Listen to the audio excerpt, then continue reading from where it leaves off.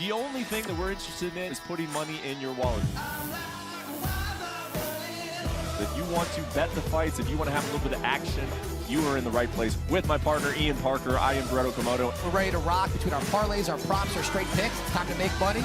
Let's go.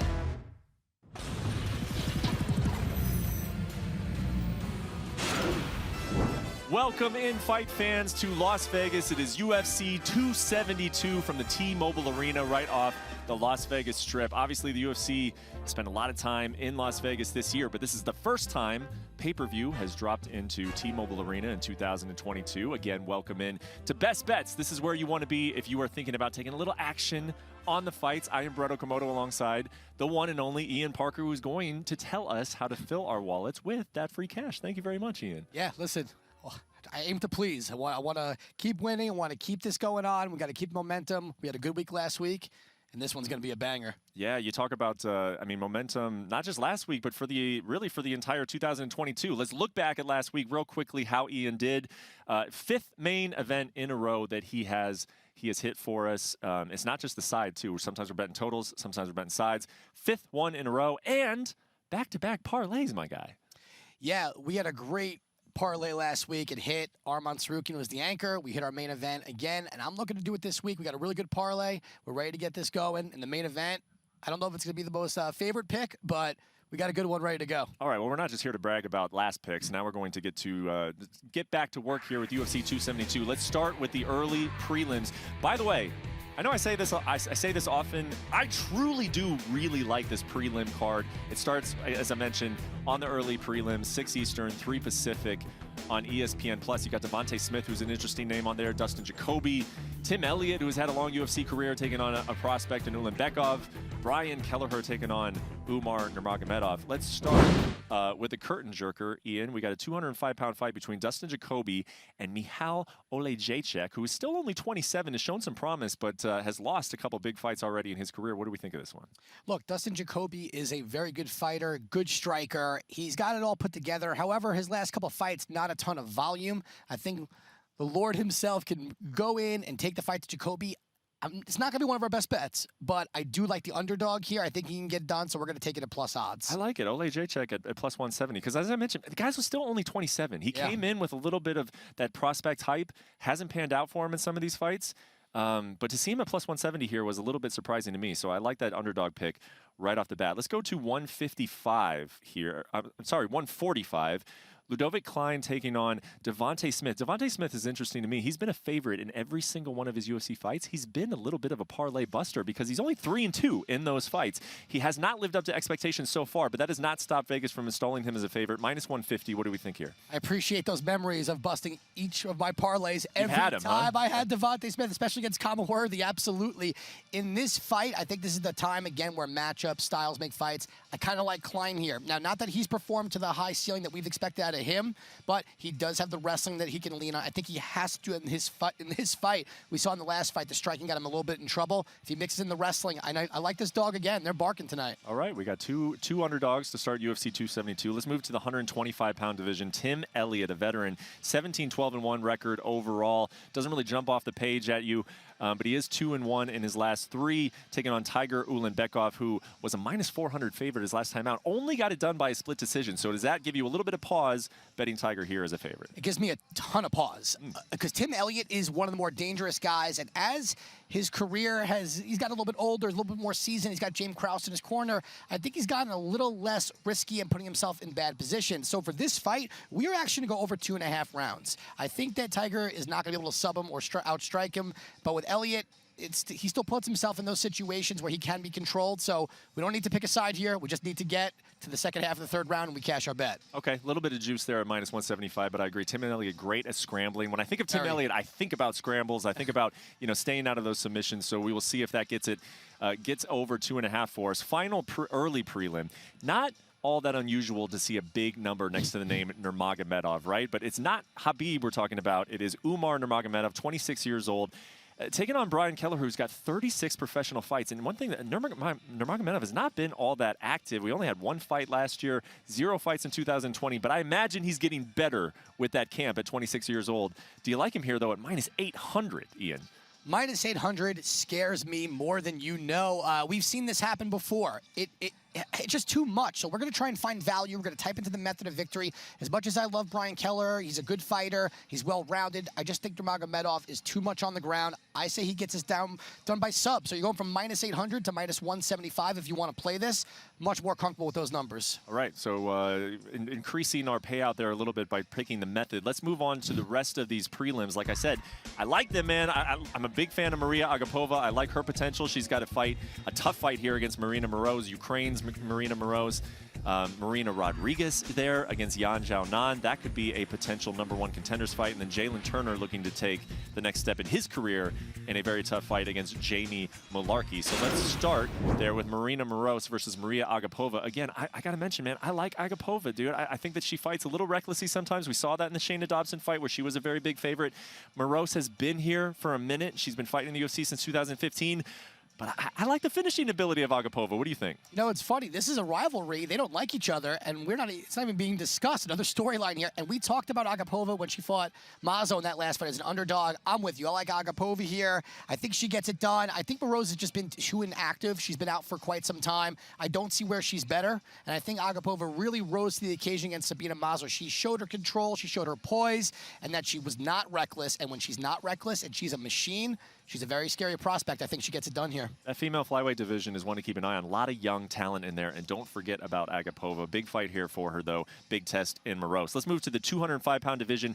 Nikolai Negumereanu versus Kennedy Njoku. Close odds here. Plus 120 for Nikolai. Just a slight dog to Kennedy Njoku, who I got to say, Ian, I don't feel comfortable betting anything on Kennedy Njoku right now because when he shows up, he's good, but it's almost like he's got to be reminded at times that he's in a fight. He's a slow starter, but when he turns it on, he can be dangerous. What do you make of this line, him a minus 140 small favorite? You know, I can tell we've been a team for quite some time because we're sharing the same brain. Am I reading your mind? Oh, my God. I don't even need to say anything at this point. I like Nikolai here. I think as an underdog, it blows my mind because everything that Kennedy does wrong, Nikolai does right. Kennedy, it's like, you're right. You got to wake him up. Hey, you're fighting. What are you doing? And then when he finally throws in the third round or end of second, the light bulb. But Nikolai is going to come out you from bell to bell. He's going to come out like a shot out of a cannon, and that's Kennedy's biggest Achilles heel. We're taking the dog again in this one. Yeah, I think that's an astute point when you look at the stylistic matchup, right? You got a fast starter, Nikolai, and I think Kennedy at this point is a pretty notoriously slow starter. Yeah. You got to try and take advantage of that. Let's move to 115 pounds. This is an important fight in the strawweight division. I mentioned it earlier. Marina Rodriguez taking on Yan Xiaonan. Could be a #1 contender fight. You saw both of these ladies have some issues with the grappling department. Carla Esparza will bring that out. She will expose that hole if you have it. Marina, you know, she came back and has looked very good since then. Yan, this is her first fight since that loss to Carla Esparza. It's pretty wide odds here. Minus 270, Marina Rodriguez. You like that?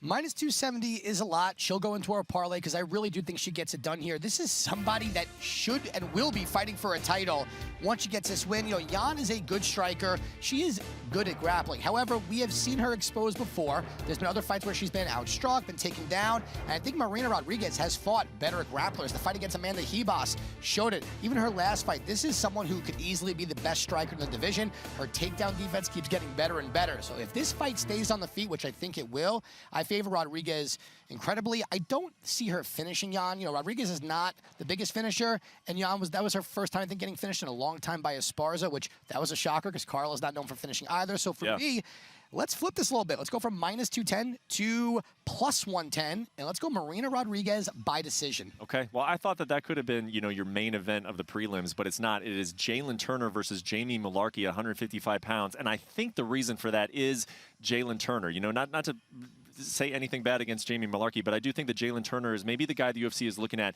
just a little bit more in terms of let's put this guy in front of some eyeballs and see if he can take advantage. He's 4-2 so far in the UFC, but those 2 losses have come against very difficult competition. Vicente Luque up a weight class at 170 pounds, and then Matt Frivola, who is also very talented. So I think this is Jalen Turner's opportunity more so than it is Jamie Mullarkey. The odds somewhat reflect that at minus 155. How do you feel about this lightweight fight? I think you said it pretty well. This is Jalen Turner's opportunity to fight someone in Mullarkey who is going to test him everywhere. Mullarkey does not go away. He's got insane cardio, and he is as intense as a fighter in your face. We've seen Jalen Turner fight someone like Uros Medic, where he was the underdog and he won by submission. We hit that big back in last September. I think Turner is better everywhere as long as he can kind of keep his pace going and not get into a brawl. He does not need to get into that Jamie Moore-Larkey type of fight cycles, and he will lose. But if we know the Jalen Turner who can come out here, be that top-level prospect, he's dangerous. He's so long. He's so tall for this weight class. I do like Jalen Turner here. He's just got to be careful because Moore-Larkey's a dangerous guy. He does, yeah. Moore-Larkey's coming off of a win over the previously mentioned Devontae Smith. This guy is no pushover. But again, I do think that this is an opportunity for Jalen Turner to shine, but it is a very competitive fight. All right, let's get into this main card. That is the real reason we are here, right? Look at those.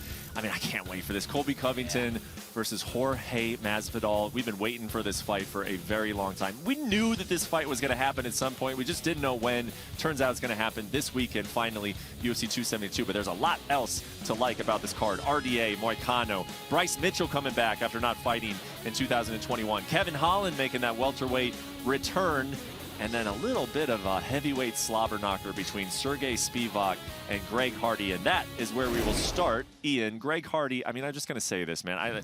When he came into the sport, I was excited to see his potential. I was like, hey, here is a professional athlete who does not seem to have any fear about getting into a fight.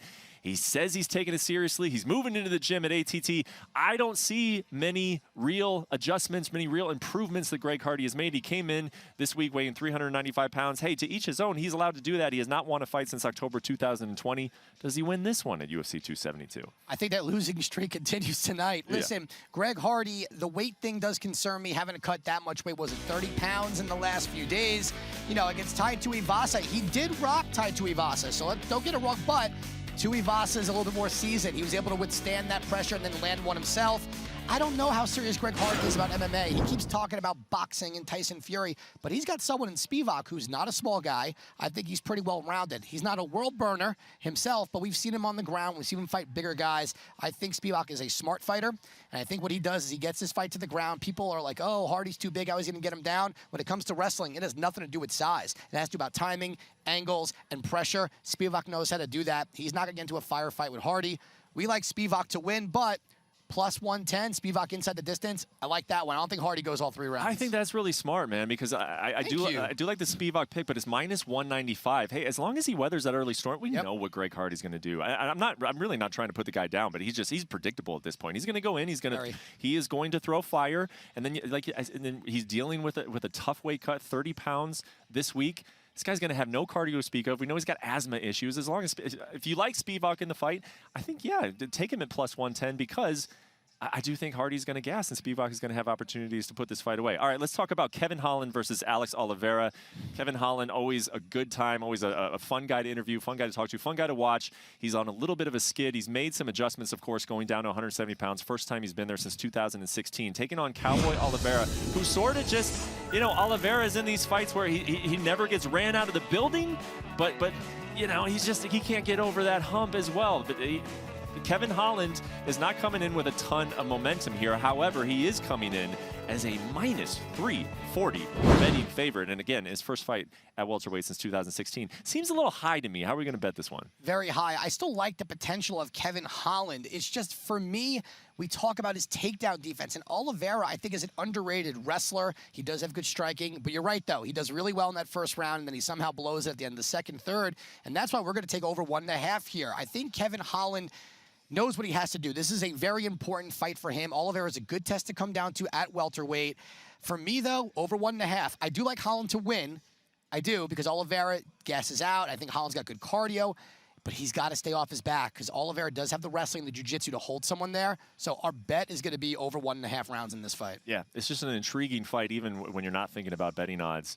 To see what Kevin Holland looks like, and then also see how wrestling comes into play, because that has been Kevin Holland's Achilles heel. Was that because of the wrestling, or because he was facing guys who were so much bigger than him? He's got a guy his size in Cowboy Oliveira. All right, moving to 145 pounds, Edson Barboza versus Bryce Mitchell. You guys know who Edson Barboza is. At this point, I think we all do. The sport is very familiar with what he does. Even the way Bryce Mitchell described this fight is that he brings a very specific skill set, and it's almost like, I'm reminded of what I just said with Greg Hardy. You know what's going to come with Edson Barboza, but it's a little bit more difficult to deal with than what Greg Hardy brings.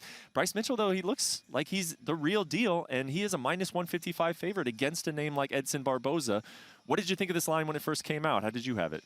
I think it's wrong. It should be flip-flopped. Really? Yeah, listen, Bryce Mitchell is the real deal. He can grapple. He can strike. He has done a tremendous job in his fights. You want to talk about predictability, though? You know what Bryce Mitchell wants to do here. He wants to get this fight to the floor, especially against someone, Edson Barboza. However, Edson Barboza has fought the best of the best, now in 2 divisions, grapplers, guys that are wrestlers that are big on top.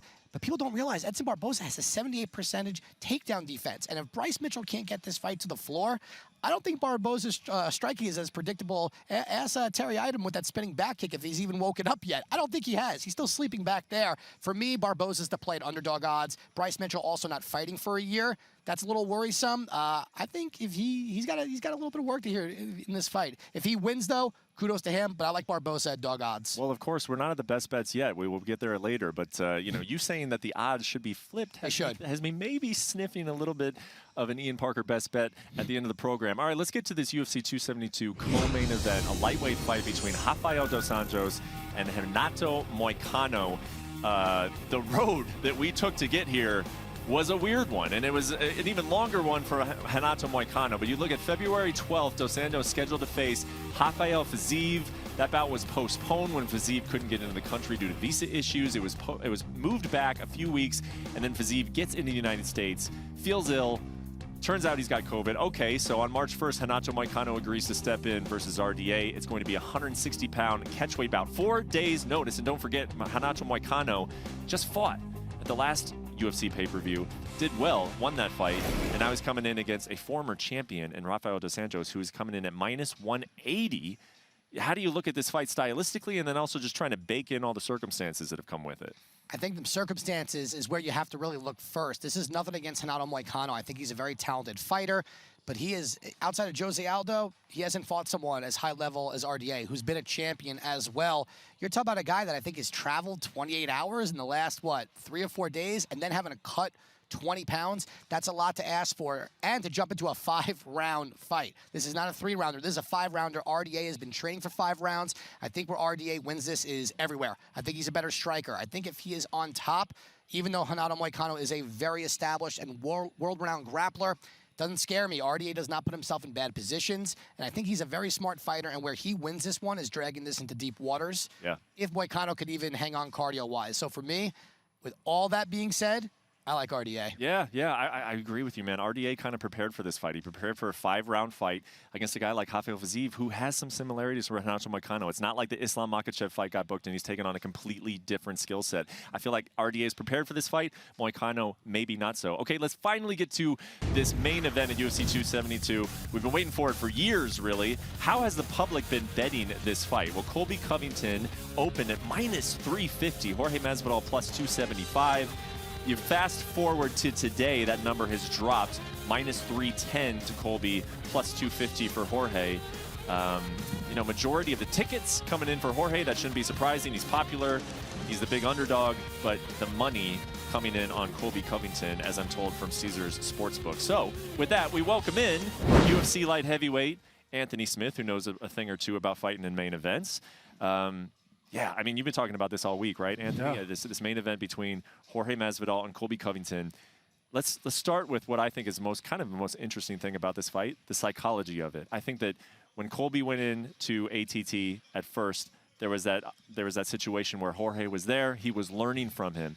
But at the same time, when these two used to wrestle together, Colby got the best of it, and Jorge has even admitted that. Which one is more important to you, do you think? Coming in and learning from a guy who's like sort of your role model, but then also the fact that when they were actually on the mat, it was Colby who was able to dictate where things went. Listen, I have a training partner that's very similar to that. Cody Brundage, fantastic wrestler, really successful in college. When he came into the gym, obviously I'm the veteran and I have the skill sets and everything else. He's been super helpful to my wrestling game. But I'm fairly confident in a lot of those other areas, and I feel like Masvidal is very similar. Colby is better than Masvidal in that one discipline for sure, and I don't think there's a lot of argument there. But I do feel like Masvidal has this experience. He's got this wealth of knowledge. You watch him in these fights, and you watch him download that information. And now that Colby's helped him, he's added that to his game. So, I think the psychology of it really comes down to like who's going to manage those emotions, who's going to use the other's anger against them the best. I don't know if it's so much the familiarity with their skill sets so much is trying to deal with the emotions and the anger and the hatred that these guys have for each other. I'm putting you on the spot here, but anything that you've seen this week, how do you think Colby's handling it in terms of having to be that guy that you just talked about in the gym, having to fight that guy who has all the experience level that you came in like, I hope to be that guy someday, you know, that right. close relationship. How do you think he's dealing with it? When it comes down to just dealing with the animosity, the hate, all the drama that goes into it, there might not be anyone that's as good at it as Colby Covington, because this has essentially been every single fight of his since he beat Damian Maia. So he's used to this part of it for sure. Now, the rest of the psychology of maybe the student surpassing the teacher in a sense, he looks like he's handling it well. He looks extremely confident. He doesn't look like he's unsure of himself at all. He doesn't seem like he's wondering if he can get over on Masvidal at all. So it's very interesting to me because both of these guys seem to know something that we don't know. And that's not them training together. It seems deeper than that. Colby is very sure that he's going to win this fight. And I don't see any chink in his armor. And Masvidal looks more confident and calm than I've seen him since the Ben Askren fight. So it's really unique watching these guys interact with each other. Ian, what did you think of, I mean, I ask you about this always when we're talking about these big fights. What did you think of where the line opened? And then what kind of fights are you really studying? What kind of fights and the lines that you're comparing this fight to? I mean, which ones do you really look at in both of their careers to try to give you some sort of baseline about where this thing should be? You know what? I don't know if we've had anything really like this before where the friends, the training partners, they know everything. The line seems a little high, though. Both guys coming off the losses to Kamaru Usman. I try to look at that, to be honest, the lines with Kamaru Usman because of the styles and the way these guys line up against each other. You know, Anthony, you really said it best. When it comes to the psychology, the striking of Colby, the mentorship of Jorge and everything, it's getting a little crazy because maybe we're overthinking this, maybe we're not. Some people are talking about the wrestling. Like you said, Colby is obviously the better wrestler, right? But where does that psychology play when he's fighting someone who knows him so well? That pretty much helped bring him up. When there was Jorge, there was Colby. We have not seen something like this in a really long time or ever. So for me, capping this, the line is too high. Too high, okay.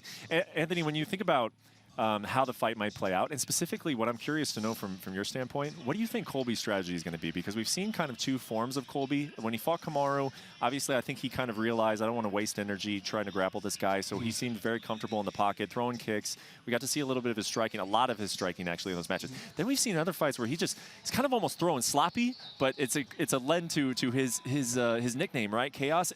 Do you think he brings that type of thing to the table? What kind of strategies are we going to see from Colby? Listen, if I'm Colby Covington, I'm probably well aware that I'm not going to be able to hold down Jorge Masvidal. That's just not Colby Covington's grappling game. He spams takedowns. He's relentless in his pursuit of them.